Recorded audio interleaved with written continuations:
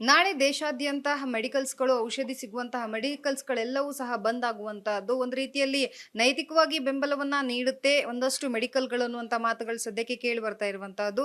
ಯಾವಾಗ ಕೋವಿಡ್ ಸಂದರ್ಭದಲ್ಲಿ ಆನ್‌ಲೈನ್ ಅನ್ನುವಂಥದ್ದು ಹೆಚ್ಚಿನ ಬಳಕೆ ಆಯಿತೋ, ಬ್ಲಿಂಕಿಟ್, ಝೊಮ್ಯಾಟೊ ಜೊತೆಗೆ ಇನ್ನಿತರೆ ಆನ್‌ಲೈನ್ ಪೋರ್ಟಲ್‌ಗಳ ಮುಖಾಂತರವಾಗಿ ಏನೆಲ್ಲ ತರಿಸ್ಕೊಳ್ತಾ ಇದ್ರು ಔಷಧಿ ವಸ್ತುಗಳನ್ನ.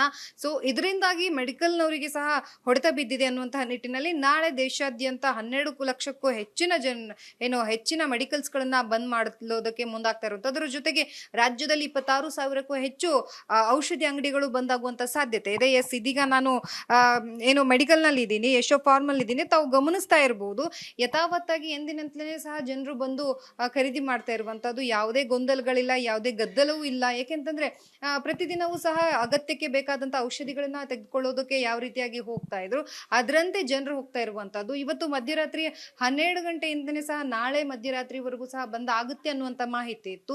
ಸೊ ಈ ನಿಟ್ಟಿನಲ್ಲಿ ನಾವು ನೋಡ್ತಾ ಹೋದ್ರೆ ಆ ಒಂದು ಭಯದಲ್ಲಿ ಜನರಿಲ್ಲ. ಯಾಕೆ ಅಂತಂದ್ರೆ ಕೆಲವೊಂದಷ್ಟು ಮೆಡಿಕಲ್ಸ್‌ಗಳು ಓಪನ್ ಇರುತ್ತೆ ಅನ್ನುವಂತಹ ನಂಬಿಕೆಯಲ್ಲಿದ್ದಾರೆ.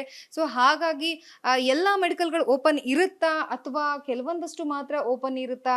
ನಾನು ಇಲ್ಲಿ ಯಶೋ ಫಾರ್ಮ್‌ನ ಮಾಲೀಕರಾಗಿರುವಂತಹ ಮಹೇಶ್ ಅವರಿದ್ದಾರೆ, ನಾನು ಅವ್ರನ್ನ ಮಾತನಾಡಿಸ್ತಾ ಹೋಗ್ತೀನಿ. ಅವರು ಸಹ ಬೆಂಬಲವನ್ನ ಕೊಡ್ತಾರಾ ಅಥವಾ ನೈತಿಕವಾಗಿ ಬೆಂಬಲವನ್ನ ಕೊಡ್ತಾರಾ? ಯಾವ ರೀತಿಯಾಗಿ ಅವರು ಮುಂದಾಗ್ತಾ ಇದ್ದಾರೆ ಅಂತ ಹೇಳಿ ಕೇಳ್ತಾ ಇದ್ದೀನಿ. ಸರ್, ಈಗ ನಾಳೆ ಎಲ್ಲಾ ಮೆಡಿಕಲ್ ಶಾಪ್‌ಗಳು ಬಂದ್ ಆಗುವುದಕ್ಕೆ ಮುಂದಾಗಿದ್ದಾರೆ. ಬಿಕಾಸ್ ಆಫ್ ಕಾರಣಾಂತರಗಳು ಸಮಸ್ಯೆ ಆಗ್ತಾ ಇದೆ ಅನ್ನುವಂತಹ ನಿಟ್ಟಿನಲ್ಲಿ ನೀವು ಬೆಂಬಲವನ್ನ ಕೊಡ್ತಾ ಇದ್ದೀರಾ, ಹೇಗೆ? ನಾವು AOCD ಕೇಳಿರುವಂಥ ಎಲ್ಲ ಒಂದು ಪಾಯಿಂಟ್ಸನ್ನು ಕರೆಕ್ಟ್ ಆಗಿದೆ. ಓಕೆ, ಈಗ ಆನ್ಲೈನಿಂದ ಪ್ರಾಬ್ಲಮ್ ಆಗ್ತಾ ಇದೆ, ಮತ್ತು ಆನ್ಲೈನು ಲೀಗಲ್ ಇಲ್ಲ.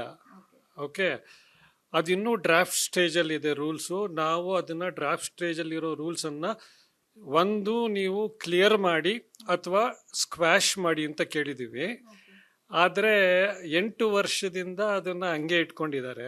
ಓಕೆ, ಈಗ ಗ್ರೇ ಏರಿಯಾದಲ್ಲಿ ಆನ್ಲೈನ್ ಅವರು ಅಥವಾ ಈಗ ಬೇರೆ ಯಾವುದಾನ ಕ್ವಿಕ್ ಕಾಮರ್ಸ್ ಡೆಲಿವರಿ ಆ್ಯಪ್ಸ್ ಇದಾರಲ್ಲ, ಅವರೆಲ್ಲ ಗ್ರೇ ಏರಿಯಾನ ಬಳಸ್ಕೊಂಡು ವ್ಯಾಪಾರ ಮಾಡ್ತಾ ಇದ್ದಾರೆ. ಯಾವುದೇ ಆ್ಯಪ್ಗಳ ಇದಕ್ಕೆ ಲೈಸೆನ್ಸು ನಮ್ಮ ದೇಶದಲ್ಲಿ ಇನ್ನೂ ಇಲ್ಲ. ಆಯಿತಾ? ನಾವು ಎಲ್ಲಿ ನೀವು ಮೆಡಿಸಿನ್ ತಗೊಳ್ತೀರೋ ಆ ಜಾಗಕ್ಕೆ ಮಾತ್ರ ಲೈಸೆನ್ಸ್ ಇರುತ್ತೆ.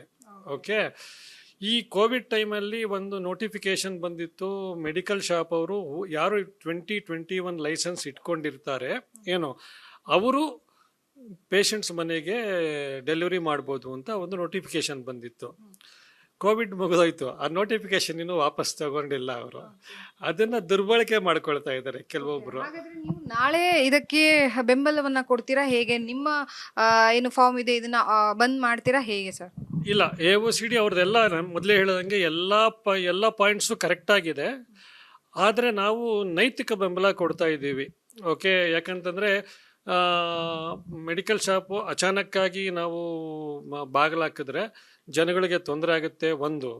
ಆಮೇಲೆ ಇನ್ನೊಂದು, ಇಲ್ಲಿ ಕರ್ನಾಟಕದಲ್ಲಿ FDA ಅಂತೇನಿದಿಲ್ಲ, FDA ಆಯುಕ್ತರು ಅವರು ನಮಗೆ ಏನೇ ಪ್ರಾಬ್ಲಮ್ ಇದ್ರೂ ಅದನ್ನು ಸಾಲ್ವ್ ಮಾಡಿಕೊಡ್ತೀವಿ.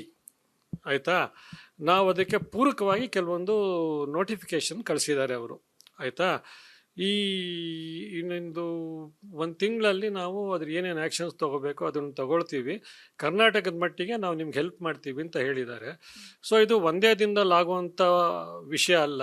ಅದಕ್ಕೆ ಭಾಳಷ್ಟು ಏಜೆನ್ಸಿಗಳು, ಭಾಳಷ್ಟು ಮಿನಿಸ್ಟ್ರಿಗಳು ಮಾತುಕತೆ ನಡೀಬೇಕಾಗತ್ತೆ.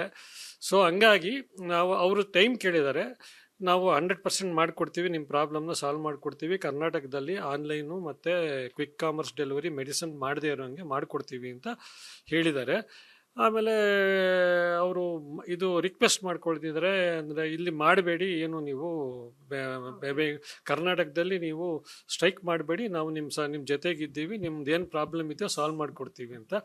ಅದಕ್ಕೆ ಸ್ವಲ್ಪ ಸಮಯ ಕೊಟ್ಟು ನಾವು ಸ್ಟ್ರೈಕ್ ಹೋಗ್ತಾ ಇಲ್ಲ, ನಾವು ಕಪ್ಪು ಪಟ್ಟಿ ಧರಿಸ್ಕೊಂಡು ನೈತಿಕ ಬೆಂಬಲ ಕೊಡ್ತಾ ಇದ್ದೀವಿ. ಸೊ ನೋಡಿದ್ರಲ್ಲ, ಕೆಲವೊಂದಷ್ಟು ಮೆಡಿಕಲ್ ಮಾಲೀಕರು ಇದಕ್ಕೆ ಸಂಪೂರ್ಣವಾಗಿ ಬೆಂಬಲವನ್ನ ಕೊಡ್ತಾ ಇದ್ದಾರೆ, ಇನ್ನು ಕೆಲವೊಂದಷ್ಟು ನೈತಿಕವಾಗಿ ಬೆಂಬಲವನ್ನ ಕೊಡ್ತಾ ಇದ್ದಾರೆ.